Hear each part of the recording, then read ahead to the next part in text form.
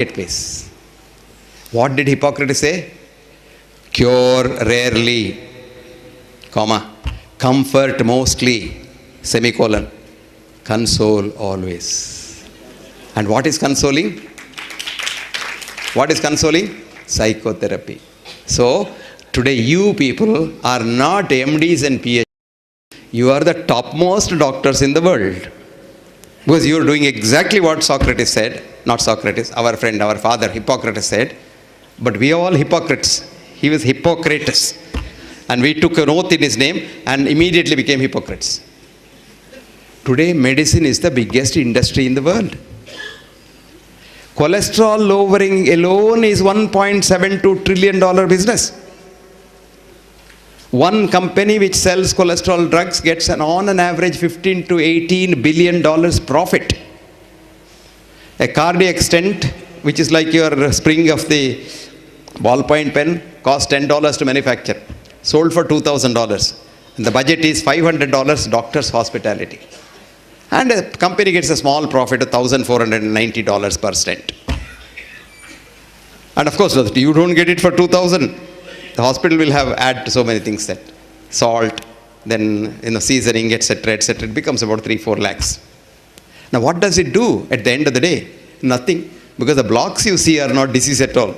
The disease that kills you is not seen in the angiogram. It's called vulnerable plaque, which can't be seen. These blocks are very good because even a child has a block. They did angiogram for young children in the American army, aged between 18 and 22, who died in the Vietnam War and the Korean War.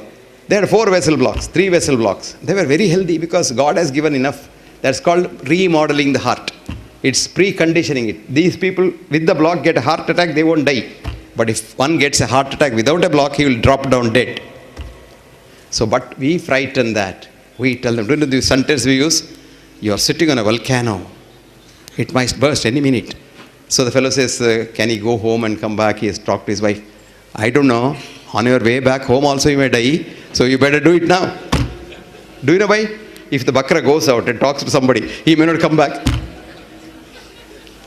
Now, chartered accountant will tell you a cost of a cardiac catheter lab and surgery will be about 30 to 40 crores today.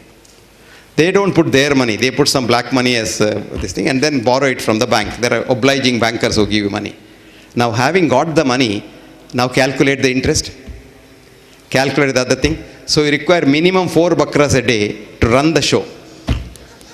That is why Mark Twain wrote, I quote, for a man with a hammer in the hand and wanting to use it, everything here looks like a nail needing hammering. Absolutely true. That is why we have become a menace to society. It has to change. It can't change otherwise. It has to change from within. And that change can come only if we can bring up a generation, future generation, which is not as greedy as we are. It's the human greed that kills another human being. And if you don't have greed and if you don't have, as somebody rightly said, I think Sappan said, you have to your ego, you have to sell it, is it? That's why the first thing I sold was, before I sold anything else, my ego in the market. So people say, oh, we must come to take you. I said, why do you come to take me? Do I get any special thing? And they say, we'll get the car. I said, look, you bring a car from 100 miles to pick me up. Then you take me to your place. Then you have to drop me back. That means 4 trips a day. Sir, that is our own car. Car is yours, but where is the oil from? You have to pay for it, no? Now what do I get if you come or if you don't come? I will take a taxi from here. My taxi company fellow is there. I'll come to your place, pay his taxi fare, and then I'll come back. So it saves at least 2 trips. They don't understand. People don't like it, sir. Chief guest, we have to bring him and all. I said, my driver brings me better than you. You know, I know him because I've been using that car for donkey's years and he is very safe. I can even sleep in that car. You don't bring a big car with a driver who is not known. I can't, every minute I have to be awake. People don't understand that. Because people want to be big, you know. People call me, our naughty girl, Poonam was calling me a VIP. I said, I am not a VIP, I am a VVIP, very, very insignificant person. But if you look at yourself, you are a colony of 100 trillion human beings. They are called human cells. And they are all you. And each cell has been living on its own. It has got its mind, it can eat, it can sleep, it can excrete, it can do everything. But For economic reasons, after these chartered accountants came, they said, no, why everybody do everything? We'll come together. So about 100 trillion of them joined together and made a colony called the human body. And you think your human body is solid? There's nothing solid about you. You are like the television screen. I'm talking here. It's like Amitabh Bachchan talking on the television or Hema Malini dancing. You put the television on, Hema Malini starts dancing. You put it off, Hema Malini is dead. But you go to the dining room and put it on, Hema Malini is born there. That's what exactly happens to the human cell. This was found out by a cell biologist called Bruce Lipton. Bruce Lipton. There's a beautiful book you must read called Biology of Belief. This is a fascinating book. This man was an atheist. He never believed in God. And he was a professor of anatomy in the Wisconsin Medical School. And he was a cell biologist. And he was studying not the dead cells like most anatomists study, which he calls as the tombstone of a cell. He was studying a live cell. And he was studying this live cell. And then he saw the cell is live, moves about, does everything. It excretes, it thinks, it can. You just put a drop of poison at one end of the petri dish, the cell runs away from the poison. You put a drop of some good food there, the cell runs into the food and eats it. Then he saw, on the day you are made, you are the one cell. You are called zygote. Your weight is 0.1201 gram. But that one cell, when suddenly gets a connection, that's what's called the integral membrane protein with an antenna, like your television antenna, it gets a connection from universal consciousness. And the cell becomes live. And it just starts doing everything. This man was looking at it. My God, he said, I thought science runs this world, but look at it, something beyond science runs this world. And he became a believer, and he wrote this book, and now goes around preaching. Like our friend Sapna, who left her ophthalmology and went around preaching, Bruce now goes around preaching like a preacher, people to have belief in God because it's God who runs the world. That's what's called the biology of belief. Somebody was talking about emotions. The two people, our chartered accountant and our psychiatrist. Emotions have been proved to be chemicals. There is this girl called Candace Pert, a brilliant PhD student who came to the palace. America's NIH is called the palace, where all kings sit. Like, here ICMR is a palace. And like that, they're all big people. I call them Sarkari scientists. And there are Sarkari intellectuals here who give opinion on everything under the sun, from sun to the moon. Everything they give. So this Sarkari scientist, the head was what's called Saul Snyder. Snyder is a big name, a Lasker Award winner and a big name. So this girl started a postdoc with Snyder, who had some money, for finding out opiate receptors, which are known to be only in the brain, because we thought the brain, mind is only in the brain at that time. So he told her, find out if the opiate receptors are elsewhere. This girl took to it like fish taking to water. She worked very hard, day and night, day and night, day and night. But by the time the money was spent, there was nothing left. And still she has not got the receptor. So Saul called her, I don't want to waste my money on you.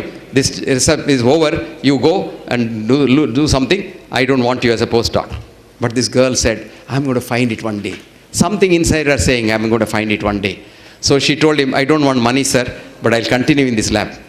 He said, for a change, okay, continue in the lab. 6 months later, she found out an opiate receptor in the muscle. Opiate receptor in the blood vessel. And she was so excited. And she had worked so hard, she deserved a holiday. She locked her laboratory and went away for a long holiday. Then something sensed in this fellow, something is amiss. So he called the laboratory technicians and said, what was this girl doing at night?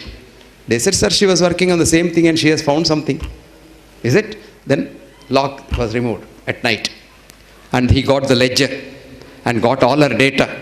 And before she came back from the holiday, he published the data in a paper. And he was so influential that he went to Swiss Academy and said, this is the thing I have found. And they said, okay, you will get the Nobel Prize. So Nobel Prize was declared in his name, but was not given because the date had not come. When this girl, Candace, came back, she was so fuming because he said, this fellow who destroyed my career now wants to steal my data. Very bold girl. So she went directly to Geneva and Zurich and then talked to all the members and said, this is my work, this is my original data, this fellow has photostated it, this is not his journal. And of course, Saul did not get his Nobel Prize. Candace lost her job. Candace lost her standing in community, thrown out. Candace wrote a book, Molecules of Emotion. Beautiful book. Molecules of Emotion. Please get that book and read it. Candace, Candace P-E-R-T is her name, and read that book. And there's a beautiful sentence I'll tell you. Time will come when you get a headache, you don't look for a pill, instead sit in one place and elevate your consciousness to the level where your own brain produces enough opioids to kill your pain. Full stop. What a beautiful thing. And that is the future of medicine, my dear friends. But we have to take it out, de-link it from money. Unless you de-link medicine from money, this medicine will kill mankind. I don't know how many of you have read this beautiful article. If you have not, read it in the Google free. It's called Death by Medicine. There are 5 authors. The first author's name is Gary Null, G-A-R-Y-N-U-L-L. Please read that. You will get a shock of your life that we are the leaders of death in the world. Followed by cancer low down and heart attack much lower down. On the top of the list. In a country where we think there are so much checks and balances, if it could happen, you horrified, you take the audit in India, my God, you will be shocked. That is why we went to the IOM, convinced them that the future of health definition should not have absence of disease, because there is nobody who has no disease. If I now scan all of you with the TBS, all of us will have not one cancer, 10 to 15 cancers. But they don't become cancers, they all die. When do they die? When you have a good mind and when you want to help someone, cancer cannot grow in you. But when you eat a lot, like a pig, and hate everyone, cancers grow like a tree. And that's what happens. And it's in the mind. Everything is in the mind. And where is the mind? Never mind.